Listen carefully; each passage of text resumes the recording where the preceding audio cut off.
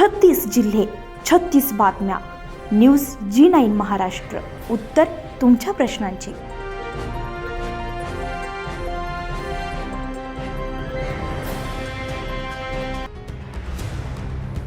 सध्या परिसरात डिझेलच्या मागणीत मोठी वाढ झाल्यामुळे जामठी येथील नायरा पेट्रोल पंपावर शेतकरी आणि वाहनधारकांची मोठी गर्दी पाहायला मिळत आहे. शेतीची कामं सुरू असल्यामुळे अनेक शेतकरी डिझेल भरण्यासाठी सकाळपासूनच रांगेत उभं असल्याचं चित्र दिसून आलंय.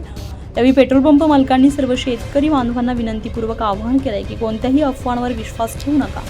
आमच्याकडे सध्या डिझेलचा पुरेसा साठा उपलब्ध आहे. जोपर्यंत स्टॉक उपलब्ध आहे तोपर्यंत सर्वांना डिझेल दिलं जाईल. त्यामुळे घाई गडबड अथवा गर्दी करू नये.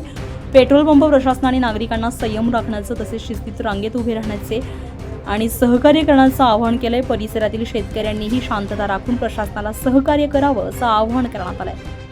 पेट्रोल पंपावरती गर्दी झाली तर आपलं काय मत आहे?